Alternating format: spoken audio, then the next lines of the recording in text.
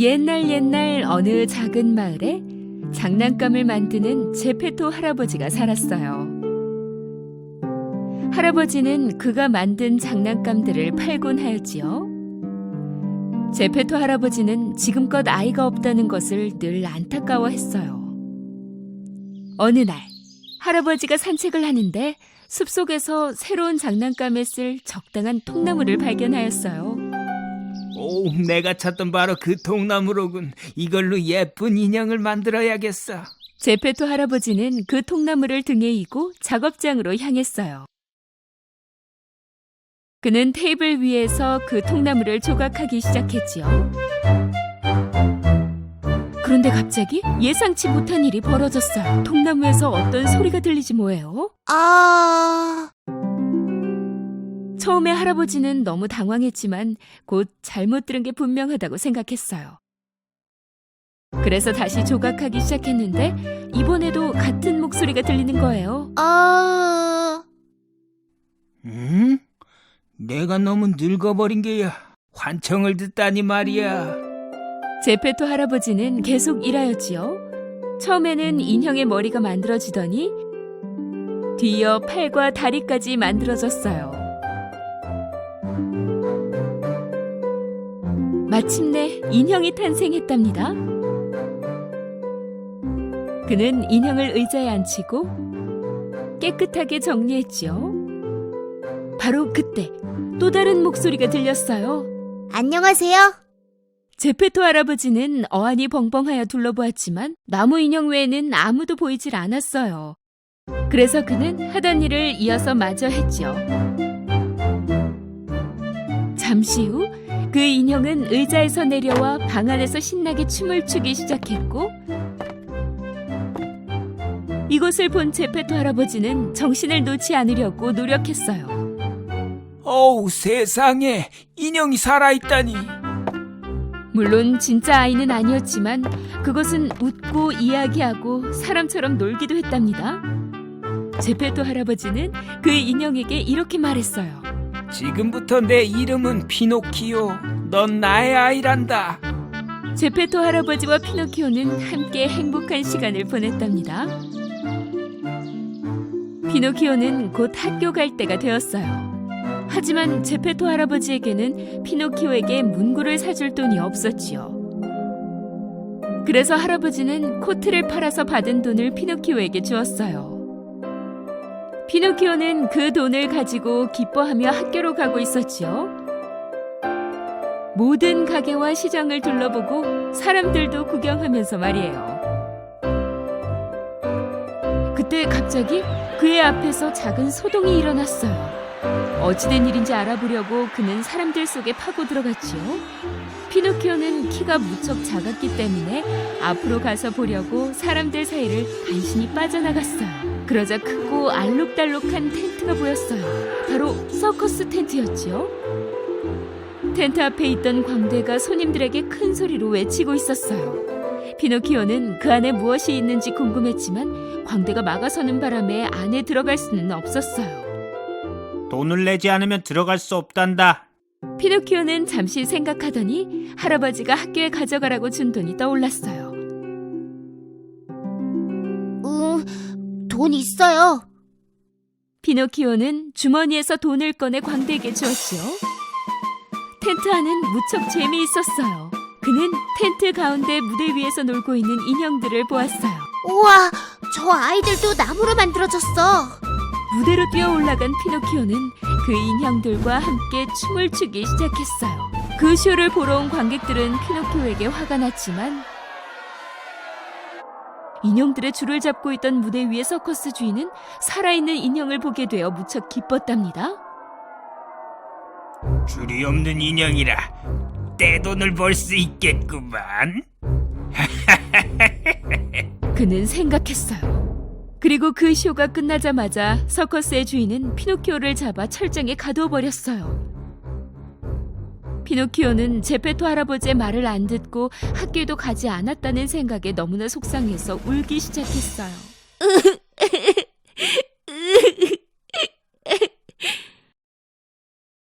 그때 후회하던 피노키오를 지켜보던 한 요정이 피노키오 옆에 나타났어요. 그러게 아버지 말씀을 잘 들었어야지. 그치만 난 네가 이렇게 후회도 하고 반성도 하고 있다는 것을 알고 있어. 다시는 이런 실수를 해서는 안 돼. 알았지? 피노키오는 무척 행복해하며 눈물을 닦았어요. 난 이제 돈이 없어요. 어떻게 지금 학교에 갈 수가 있죠? 그 요정이 요술을 부렸더니 신기하게도 피노키오의 손에 돈이 나타났어요. 돈을 낭비하지 마. 어서 서둘러 학교로 가거라. 그 요정은 피노키오를 서커스 텐트 밖으로 꺼내주었어요. 기쁨의 노래를 부르며 피노키오는 다시 한번 학교로 가고 있었지요. 랄라랄라랄라라 랄라랄라라. 그때 즐겁게 노래하는 피노키오를 발견한 교활한 여우와 그의 친구 고양이가 길을 막아섰어요. 그리고는 피노키오에게 돈을 빼앗으려고 했지요.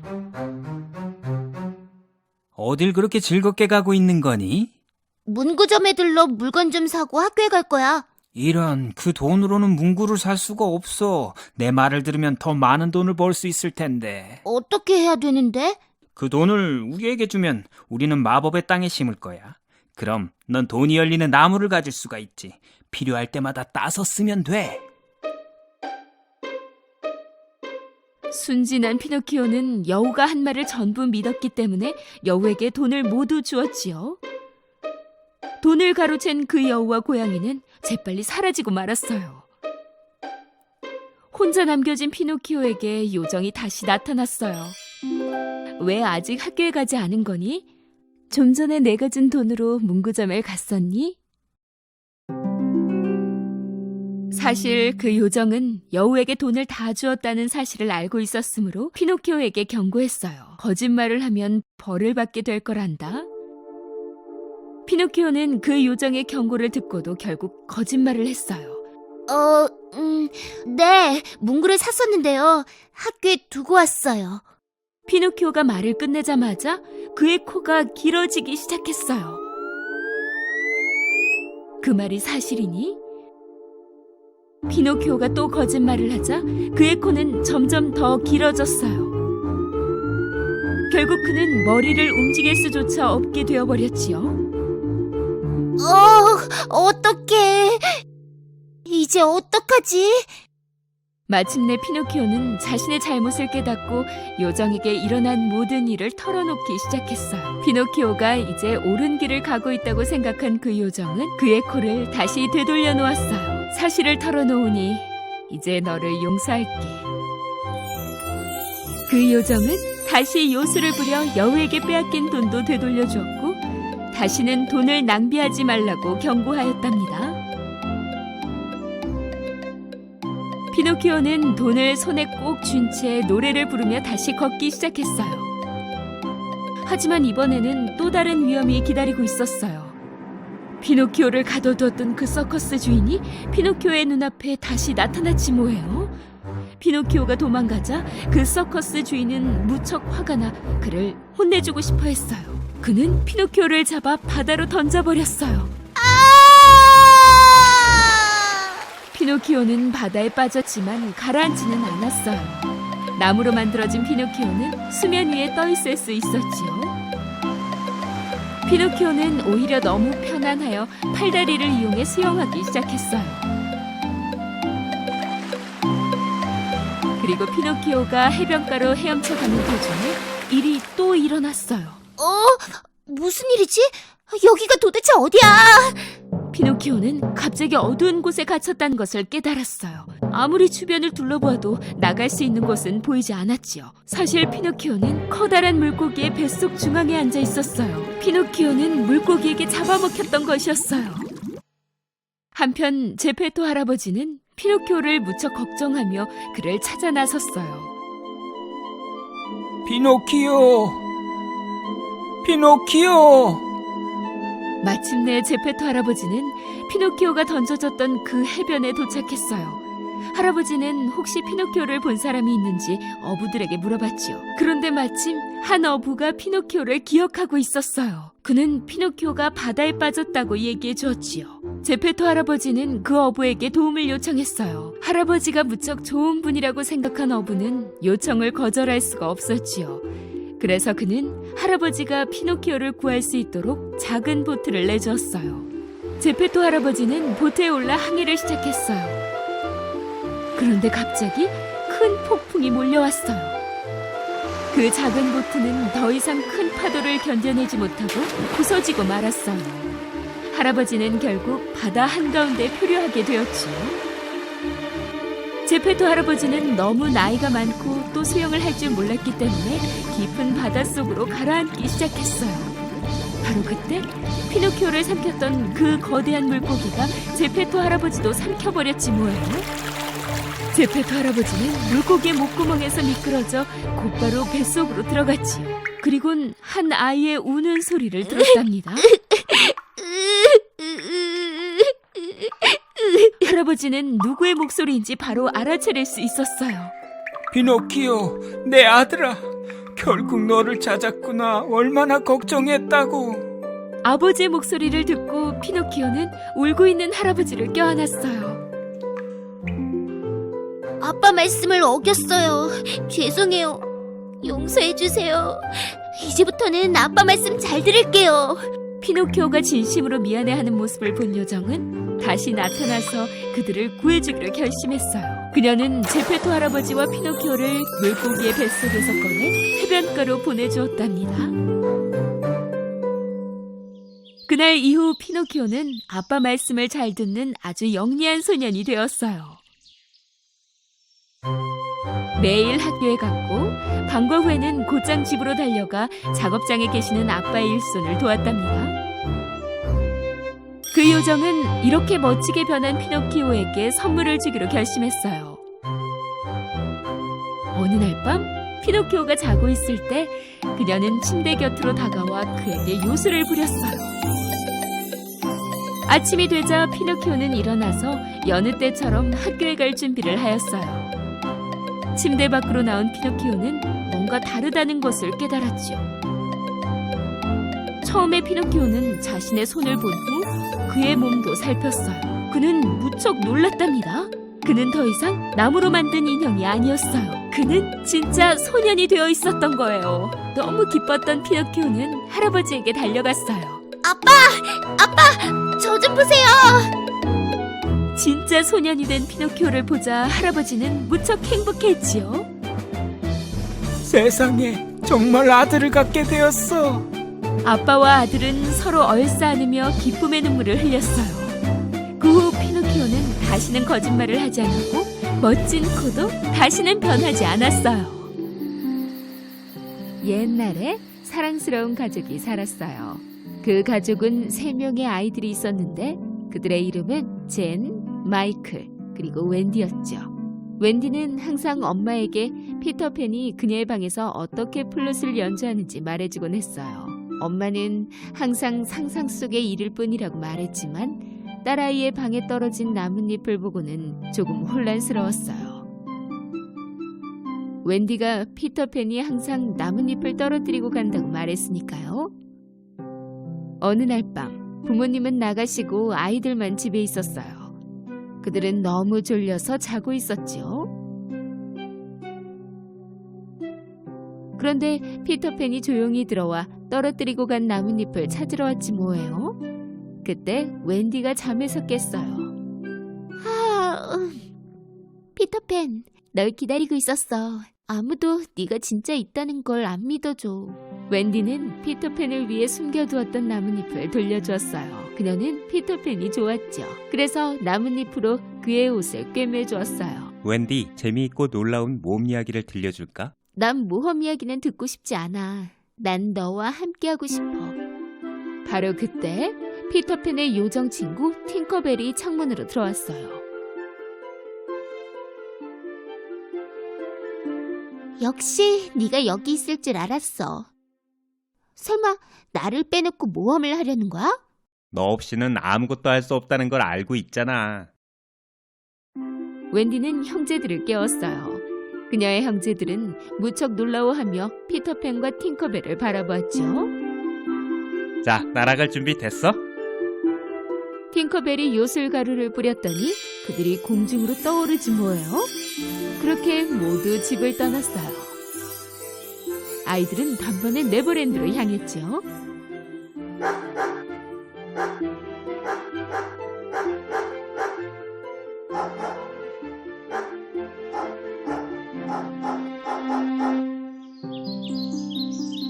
긴 여행 끝에 그들은 네버랜드에 도착했어요. 그곳엔 물론 그들도 있었고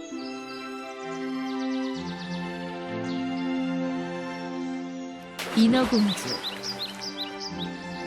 야생동물, 인디언들, 해적들, 그리고 거리의 소년들까지 모두 그곳에 있었어요. 그런데 그들 사이에서도 가장 위험하기로 소문난 후크 선장도 있었죠. 후크 선장은 피터팬의 적이었어요. 한 번은 그들이 싸우고 있을 때였어요. 피터팬은 그의 팔을 잘랐고 한 거대한 악어가 나타나 그 팔을 먹어치워 버렸어요. 악어가 시계도 함께 삼켜버렸기 때문에 똑딱똑딱 소리를 냈죠. 후크 선장은 악어가 가까이 오고 있을 때를 항상 눈치챌 수 있었어요. 후크 선장이 갑판에서 쌍안경으로 주위를 둘러보는데 피터팬과 아이들이 언덕 꼭대기에서 그를 바라보고 있는 게 아니겠어요? 그는 즉시 부하들에게 대포를 쏘라고 명령했죠.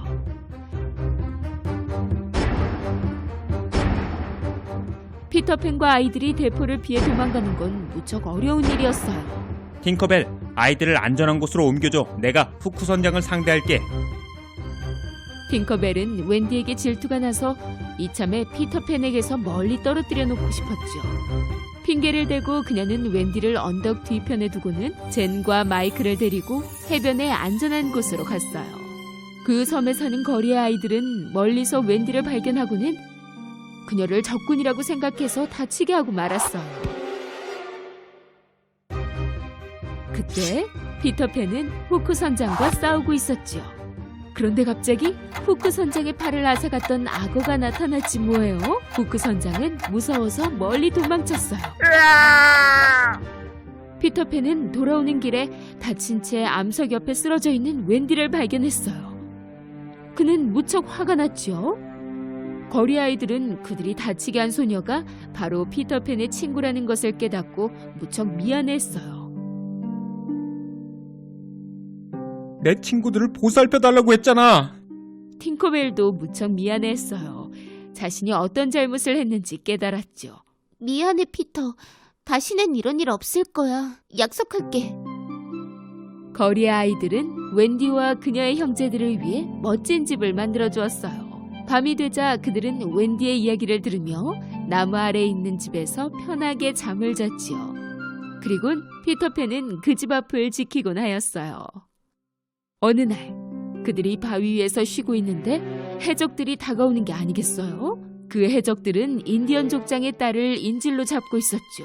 피터팬과 아이들은 그녀를 구하기 위해 그들을 따라갔어요. 해적들과 그들은 큰 전쟁을 치렀죠. 끝내 그들은 그 족장의 딸을 구해서 족장에게 데려다 주었어요. 그날 이후 인디언, 피터팬, 그리고 거리 아이들은 무척 가까운 사이가 되었죠. 족장은 피터팬의 부탁을 받고 최고의 훌륭한 2명의 남자들에게 친구들을 보호하라고 명령했어요. 물론 이것을 알게 된 후크 선장은 무척 화가 났죠. 언젠가 내가 너를 꼭 혼내주고 말 테다, 피터팬. 너는 도망갈 수 없을 거야. 어느 날 밤 웬디는 가족 이야기를 하기 시작했어요. 피터팬은 그녀와 형제들이 집을 얼마나 그리워하는지 깨달았죠. 물론 그들이 함께 살면 좋겠지만 친구들을 위해 원한다면 다시 돌아갈 수 있다고 말했어요. 어느 날 그들이 다시 긴 여행을 위해 짐을 싸고 있는데 해적의 공격이 시작됐지 뭐예요. 그 해적들은 인디언들을 함정에 빠지게 한 다음 그들을 붙잡았어요. 피터팬은 소년들에게 무슨 일이 벌어졌는지 모른 채 집에서 잠을 자고 있었어요. 후크 선장은 그가 자고 있는 것을 봤어요. 하지만 문은 열 수 없었죠.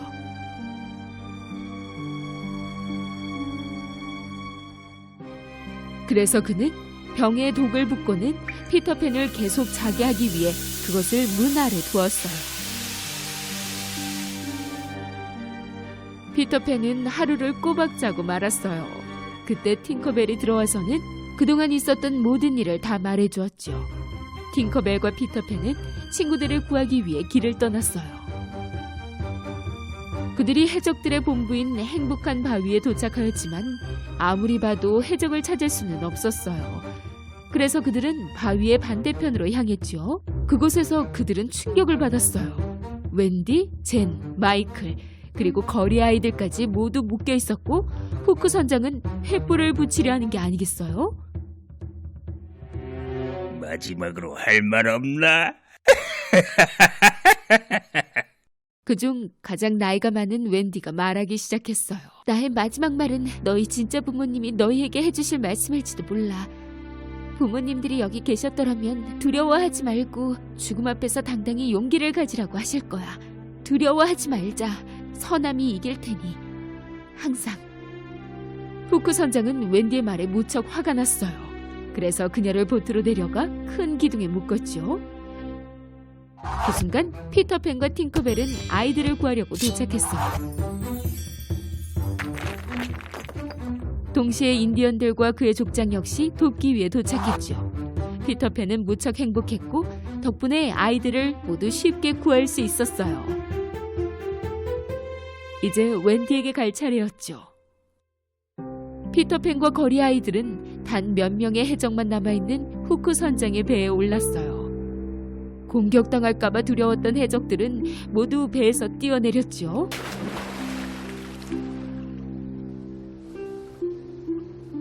이제 숨을 곳이 없어, 후크. 항복해. 피터팬과 거리 아이들은 후크 선장을 밀쳐내기 위해 돌진했어요. 그때 갑자기 그는 어떤 소리를 들었어요. 그것은 바로 그가 가장 무서워하는 그 소리였죠.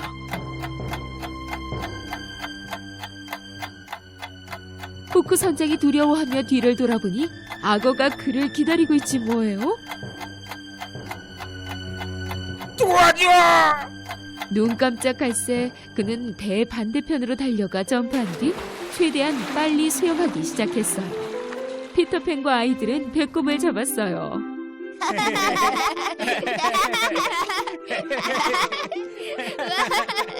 이제부터 아이들이 그 후크 선장 배의 주인이 되었어요. 물론 선장은 피터팬이죠. 명령을 내려주십시오, 피터 선장님. 항해를 하자. 소년들은 밧줄을 풀었고 돛이 바람에 날려 펼쳐졌어요. 팅커벨아, 우리를 멀리 보내줘. 사랑하는 가족들의 품으로. 웬디와 젠 그리고 마이클은 그토록 그리워하던 부모님과 다시 만날 수 있게 되자 무척 행복했죠. 팅커벨이 요술 가루를 뿌리자 갑자기 배가 떠올라 하늘을 날기 시작했어요. 웬디는 부모님께 피터팬, 팅커벨, 그리고 네버랜드에 대해 전부 말씀드리고 싶어 참을 수가 없었어요. 그날 이후 네버랜드는 그들의 제2의 고향이 되었고 피터팬은 그들의 가장 좋은 단짝 친구가 되었답니다.